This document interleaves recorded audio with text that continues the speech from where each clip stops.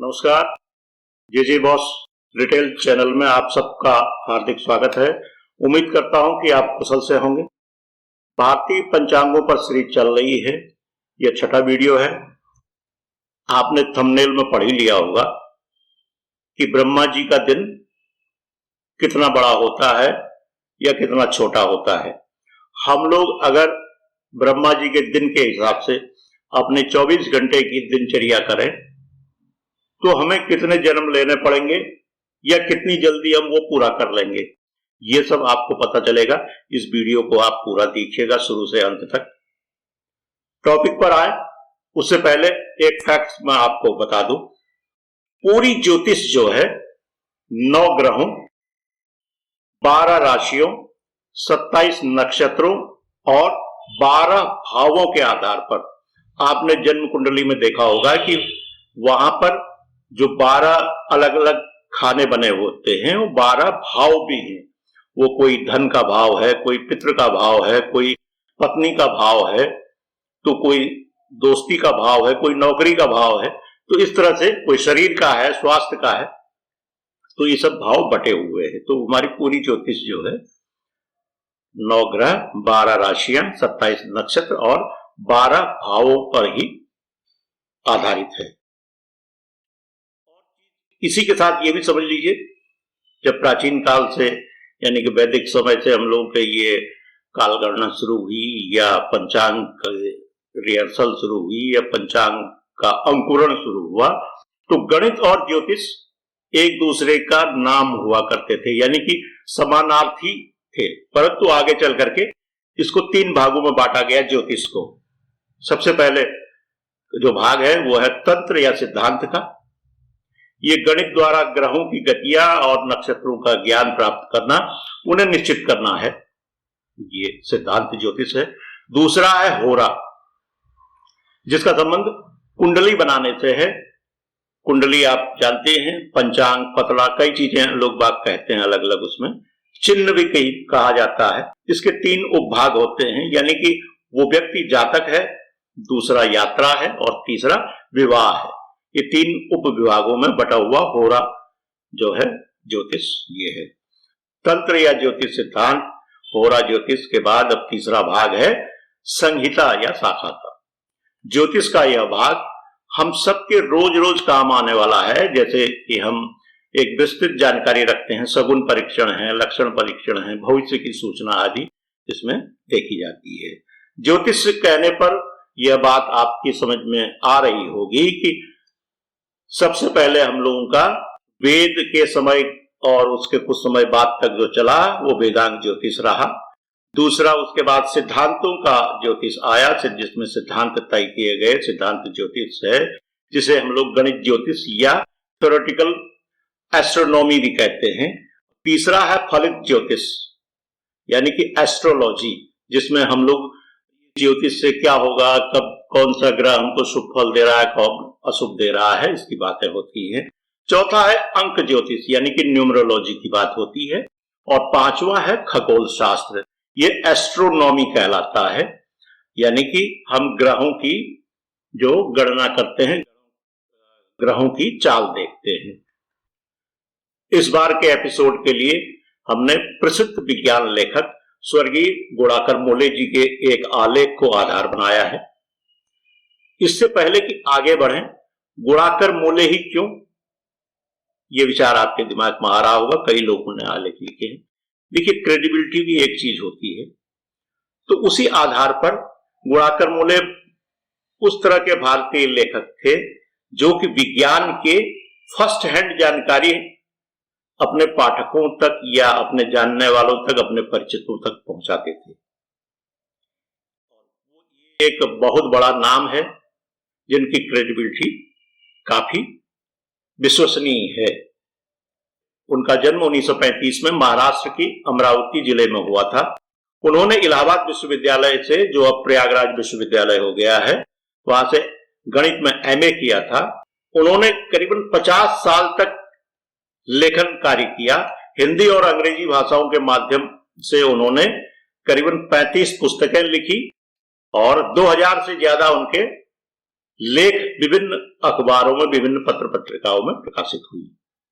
वे NCERT के पाठ्यपुस्तक संपादन मंडल व नेशनल बुक ट्रस्ट के हिंदी प्रकाशन सलाहकार समिति के सदस्य रह चुके हैं।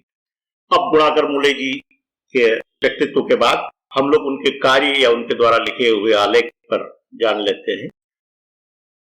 वो कहते हैं कि सबसे पहले दिन रात का चक्र है, चंद्रमा की घटती बढ़ती कलाएं हैं और ऋतुओं का चक्र है। ये तीन प्राकृतिक काल अवधियां क्रमशः दिन, माह और वर्ष को सुनिश्चित करती हैं। इनमें से सबसे छोटी कालावधि है दिन, यानी कि हमारे 24 घंटे। हमने पिछले एपिसोड में बताया था कि दुनिया का कोई भी पंचांग या कैलेंडर परफेक्ट नहीं है। प्राचीन काल से अब तक विभिन्न देशों में सैकड़ों कैलेंडर प्रयुक्त होते रहे हैं। ऐसे में परफेक्ट कैलेंडर कैसा होगा? गुणाकर मूले जी कहते हैं कि पंचांग या कैलेंडर में सबसे पहले तो वर्ष और महीने के दिनों की संख्या पूर्णांकों में होनी चाहिए, क्योंकि जैसे हम लोग कई बार कहते हैं कि 29.5 दिन का जो है चंद्रमास होता है, या और हम वर्ष में कुछ आगे घटत बढ़त करते हैं पॉइंट्स के साथ में, लीप ईयर निकाल करके उसको बैलेंस करते हैं। तो उनका कहना है कि महीना जो है, वर्ष और महीने के दिन पूर्णांकों में होने चाहिए। दूसरा, वर्षारंभ या मासारंभ दिन सुनिश्चित होना चाहिए, यानी कि अगर महीने में 4 हफ्ते आते हों या 5 हफ्ते आते हों तो 5 हफ्ते पूरे आए, या वर्ष अगर 14 जनवरी से बदलता हो तो 14 जनवरी से ही हर बार बदले, या 21 मार्च से बदलना हो तो 21 मार्च से ही बदले। तो वर्ष के बदलने का दिन जो है बिल्कुल फिक्स होना चाहिए। एक सुनिश्चित संवत होना चाहिए। संवत भी जो है, या जो वर्ष का पूरा चक्र है, वो एक निश्चित समय में पूरा होना चाहिए।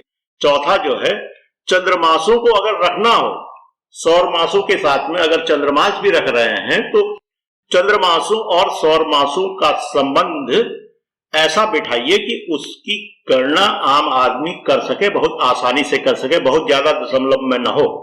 यानी कि एक कैलेंडर को बनने के लिए जो फ्यूचर का कैलेंडर हो, जो भविष्य का एक आदर्श कैलेंडर जिसको कहा जाएगा, उसके बारे में ये 4 बातें उन्होंने बताई हैं। भारतीय कैलेंडर के इतिहास के बारे में गुणाकर मूले जी लिखते हैं, सिंधु लिपि अभी तक पढ़ी नहीं गई है। 2500 साल ईसा पूर्व से लेकर 1800 साल ईसा पूर्व तक सिंधु घाटी सभ्यता के समय में कृषि कार्य हो रहा था, तो इसलिए कम से कम जो ऋतुओं का चक्र है वो तो लोग जानते होंगे, कैलेंडर का एक आधार वो जानते होंगे। और हो सकता है कि एक मिला जुला सौर और चंद्र कैलेंडर, यानी कि सोलर और ल्यूनर दोनों कैलेंडर पर आधारित कोई जो है एक पंचांग, कॉमन पंचांग उस समय चलता होगा। इसके बाद ऋग्वेद के समय आते हैं, तो यानी कि अब से करीबन 3500 साल पहले सौर और चंद्रमास कैलेंडर का प्रचलन था। अधिमास जोड़ने की व्यवस्था थी। यजुर्वेद में आते आते 12 महीने और 27 नक्षत्रों को नाम दिए गए। यजुर्वेद में पहली बार तिथि शब्द देखने को मिलता है, परंतु संभव है कि वो तिथि आज से कुछ भिन्न रही होगी, लेकिन तिथि का चलन तब हो गया था। ईसा से 800 साल पहले महात्मा लगद ने अपना ग्रंथ लिखा था, जिसको वेदांत ज्योतिष के नाम से हम लोग जानते हैं, जिसमें बताया गया है कि औसतन 2 महीनों में एक तिथि का क्षय होता है। सिद्धांत ग्रंथों में तिथि को परिभाषित किया गया, यानी कि महात्मा लगद के वेदांत ज्योतिष के बाद सिद्धांत ग्रंथों का समय जो आता है, उस समय जो है तिथि को परिभाषित किया गया। भारतीय पंचांग विकास यात्रा के बीच में कुछ तथ्यों का रहस्य अभी भी बना हुआ है, जैसे राशियां कहां से आई, या फिर वार जिनको हम लोग सोमवार, मंगलवार, बुधवार, यानी कि मंडे, ट्यूसडे, वेडनेसडे, थर्सडे, ये कैसे भारतीय पंचांगों में आ गए, अभी इसका कोई निवारण नहीं हो पाया। कोई लोग तो कहते हैं कि यूनान यानी कि ग्रीक की सभ्यता से हम लोगों ने लिया है, लेकिन अभी कोई तय नहीं हो पाया है। गुणाकर मूले कहते हैं कि वेदांत ज्योतिष के बाद सिद्धांत युग के आरंभ तक भारतीय कैलेंडर की कैसी व्यवस्था रही, इस बारे में भी फिलहाल ठोस जानकारी नहीं मिल पाती है। यहां पर हम लोग भारतीय संस्कृति से थोड़ा बाहर हट करके पश्चिम की तरफ जाते हैं। ईसा पूर्व 4वीं सदी, ये कौन सा पीरियड है जिसको हम लोग मानते हैं कि यहां पर चंद्रगुप्त मौर्य का और उससे पहले नंद वंश का शासन था और चाणक्य का प्रादुर्भाव था, यानी कि बुद्ध और बौद्ध धर्म का प्रादुर्भाव हो चुका था ईसा से 4वीं ईस्वी पूर्व।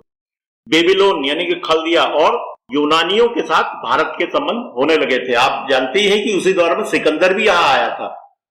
400 ईसा पूर्व से लेकर के 400 ईसा के बाद तक, यानी कि 800 वर्ष का जो ये अवधि है, इस बीच में बेबीलोनी सभ्यता और यूनानी सभ्यता और वहां के ज्योतिष और भारतीय ज्योतिष में कई चीजों का आदान प्रदान हुआ है।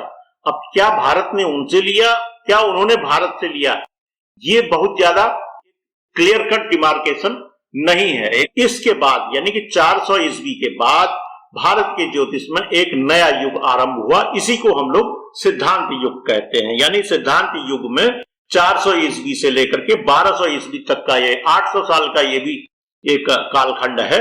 इसमें सिद्धांत युग में भारतीय ज्योतिष का बहुत अच्छा विस्तार हुआ है। इसी दौर में भारतीय पंचांगों में राशि और वार का पदार्पण हुआ। सिद्धांत युग का प्रथम महत्वपूर्ण ग्रंथ आर्यभट्ट प्रथम द्वारा रचित आर्यभट्टीय है, जिसका कार्यकाल 499 ईस्वी माना जाता है, यानी ये एडी है 499 एडी।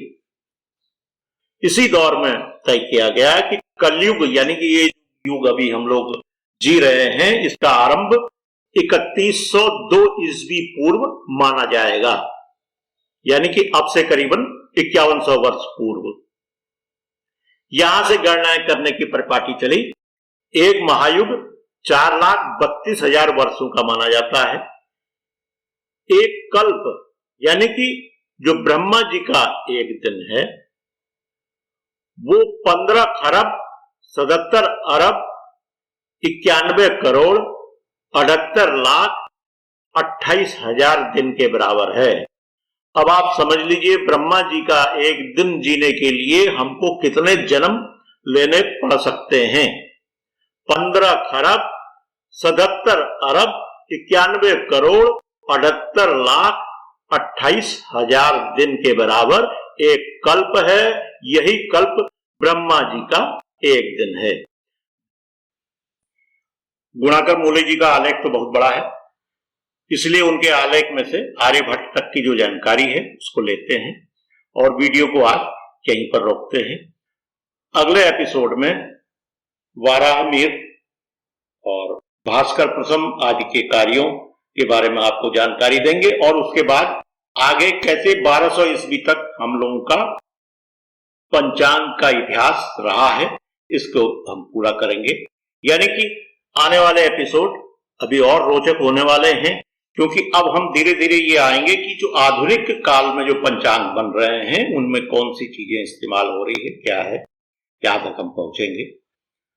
अगर आपको ये सीरीज अच्छी लग रही हो तो कृपया आप इसे लाइक करें, शेयर करें और जिन भी व्यूअर्स ने अब तक जेजे बॉस रिटेल को सब्सक्राइब नहीं किया है तो कृपया सब्सक्राइब कर लें। इन्हीं शब्दों के साथ अपनी वाणी को विराम देते हैं। बहुत बहुत धन्यवाद। नमस्कार।